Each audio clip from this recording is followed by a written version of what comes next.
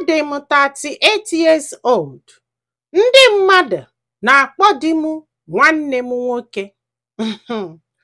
Ọfụwa agbọghọbịa sị m na ya nụrụ di and ya afụ die n'anya, na die malụ mma nwoke gbasịa mma kwụlụ na-enwu, mana mmadụ fụtara ya onye ya na ya na-abụ bi masị kene na fa bi na the same place, ghọtago, wee fia like ya agwa ya, wee si ya na ya chọ ka nwanne ya nwoke nọbịa. So kwanye wee gwasị anya ya wee kwelụ, bọsị ya fụrụ nwanne ya nwoke na ya like this guy, ifu nwoke na nwoke na ya na-atụpụ mmiri na-amasọ mma. Ọsịba ọkwanye ya. So mgbe ha bido wee kpaba arụ n'efado, o wee bụrụ na die na ya ji 2 years wee tụ ya. Ya wee sị mba na ya ma nnu ya o, na ya ma nnu nwoke ya tọrọ. Si nwanne ya nwoke wee daa n'ala wee na-ayụ ya, ndị mmadụ mama mia everybody na-ayụ ya si na age bụ just number. Akwa ịghọtago. Ya sị ha na ya chọrọ, ha na-ayụ ya na-asị ya na o nwere ife ome, not just 2 years, you know. Ya nụba the guy, and na the guy love ya o, so kwana ya. Ayọgide ya wee kwalụ, wee nụba this guy. Ọ sị m nne na this guy fụsịala ya n'anya, na for one day na ojinuru na ya tọrọ ya wee gwu ya okwu. Fana bụ wee bili na the guy na-eme ọfụma, ịghọtago. Si ha wee bili na-ebi nnọọ, o mepelie shop, o mepelie provision store ya na-azụ, na ha fụrụ nwa for 5 years ha na-achọ nwa, na for one day na ụmụnne di ya gwanụrụ ya ajọ okwu, na for one day na this guy ya gwanụrụ ya ajọ okwu. He keep on loving her. Fa na-agakwa until the di wee nwee nsogbu na business. Ka di nwere nsogbu na business, o nwere ozi fedon. Si ha wee bido ịta afụfụ. Ọ bụzi asọsọ na this provision store ka eji welu amanage. Ọ sị m mana nke afọ abụrụ nsogbu because na fa na amanage ịkwụzi ụgwọ ụlọ bụkwa okwu o. Ịmara ọ sị m aka na-ekwu afọ ime nwa afụrụ land ya ụnya dị ime bube nwa mgbe afọ na die nwere nsogbu, and na mama die afụkapụ die n'anya, ịmaga onu onye ọbụla na-ekpe, onye ọbụla na-adayalị. Si m nne ya wee chịla ọkpa na abụọ wee wụọ n'isi wee chụba. Achụgidezikwuo sef onwezi hedo na shop ya, elituo shop ya gba. Si m aka na-ekwu nne di nwụrụ duto ịmagolu maka na ha fụrụ ya n'anya, fụkwuo die n'anya, nwere ife na-agazi aga. Ọ sị bụ nne ka aka na-ekwu n'ọkwa n'afọ ka awali ya wee kupụta nwa, ego nwa afọrọ afọ achịkọkwuolu chinye ndị dọkịta. Ọ sị m ka ya mụsịalụ nwa wee chịla ọkpa wee bu n'isi. One lady wee kpọnya wee sị ya nne gị hapụ kene provision store wee na-azụ, gị bịa ka isolo anyị zụba vegetable. Ịghọtago na fabi na Lagos.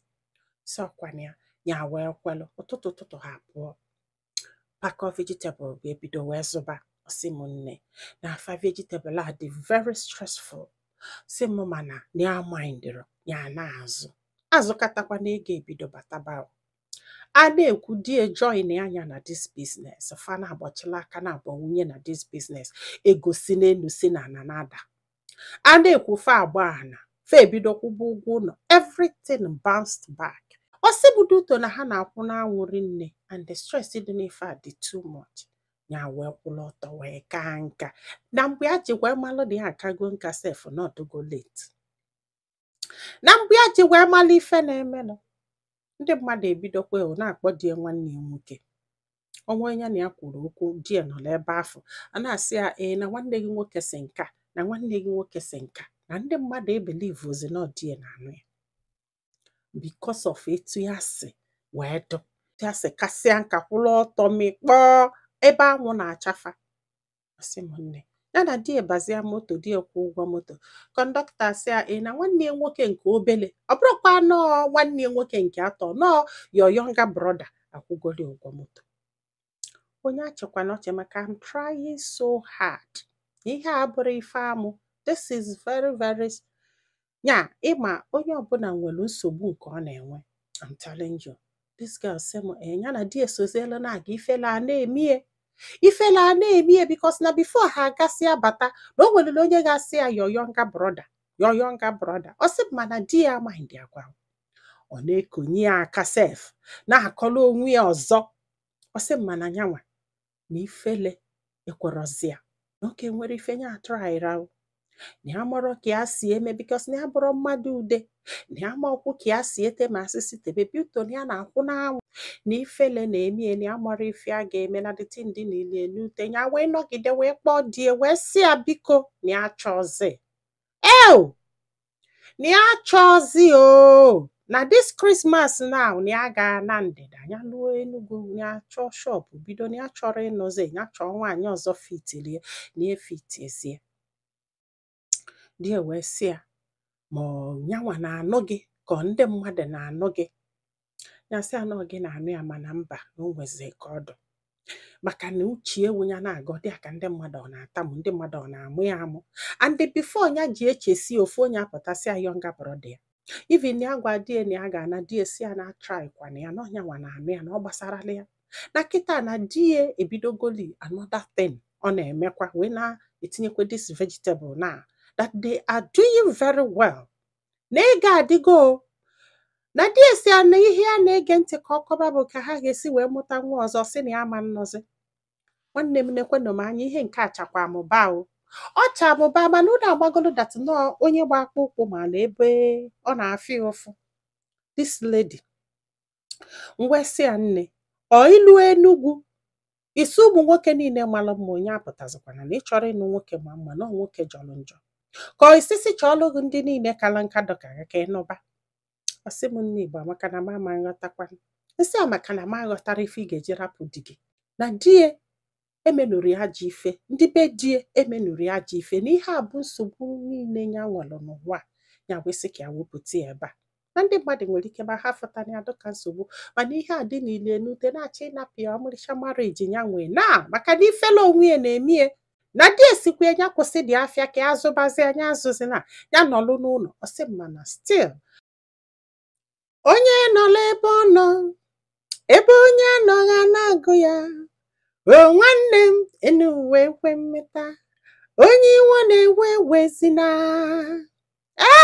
Ajụ m ya sị ya dịka ọ na-achụ nwaanyị mba. Ụmụ nwaanyị a na-achụ ya ọ sị m mba na fa na-achụgodi na di ya nwere time.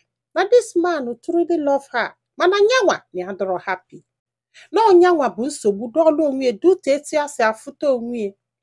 This girl send a picture. She's not bad though. She's not bad. Kama na imagolo that na di ebiala. Na-enwu pepepepepepepe. Na this guy amaka kpuli imi na ama.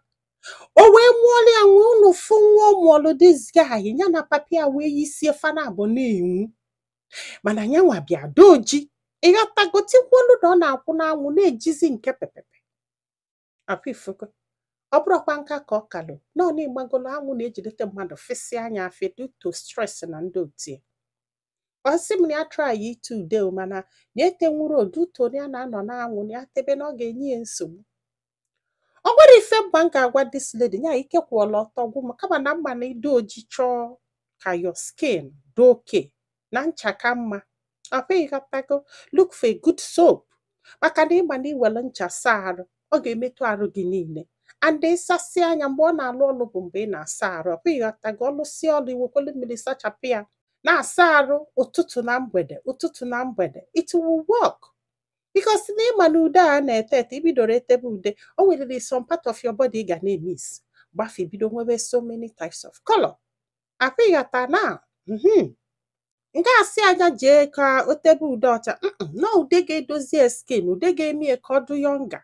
Ịghọta na and ọ ga-achọ like all these vitamins ịghọta na-eli ezigbo nri mana ịmago ọnụ struggle. O nwere ife m ahụrụ this guy ka mmalụ ma o nwere ajọ ife this guy na-eme nothing not just ha kpọbanụ gị nwanne bụrụ nwanne ya nwoke unu na-abọ m ife unu bụ take it. You should not leave your marriage because of that. Ị na-apụ nwefe na-eme gị. The only thing you should do is to take care of yourself, no matter how small. Thank God no, look for something that will make your skin glow. That's it. And eat good food. And then you go to make no more organic nonsense. mebisie skin nwa fọrọ afọ. Mana ọ bụ na o nwee ife ime o nwere ike ime to be younger, denye na comment section. Yes, so ụmụ nwaanyị biko na ụmụ nwoke abụrụ m na mmadụ ga-asị na ọ ga-ahapụ di ya maka look ya o. Mana nke a bụ ntị izizi m. Everyday anyị na-amụta ife. Yes, so mana kwa ifụlụ nke a ọ nwerekwa ebe ị na-eje, ọ nwere ife this guy mee gị to the point na the guy si na ya ga-ewepụkwa onwe ma ọ bụ na ọ hapụ ya. Ifu na that love is there. Nwoke ụmụ nwaanyị na-achọ, ụdị nwoke ụmụ nwaanyị na-achọ idozisi odogwu gị a na-ekili ekili. Ọ da-achụ nwaanyị, ọ da-achọ gị okwu. It's hard working. What else do you want? Obele nwa ka ị na-achọ ka ị napụ ya nne ya. Afọ m na onwe ife na-eme gị. Ị napụ obele nwa nne ya maka na ọ gị kele onwe gị. Kpachakwala anya gị, kpachala anya gị. Gwa anyị filo na comment section maka na ọ ga-enyelu this lady aka iji ma ife ọ ga-eme. Ma nyekwazalụ m aka tụsa ozi a ka olu ndị ọzọ ntị. Ndị be anyị, daalụnụ ka ọ dị n'ụbọchị ọzọ.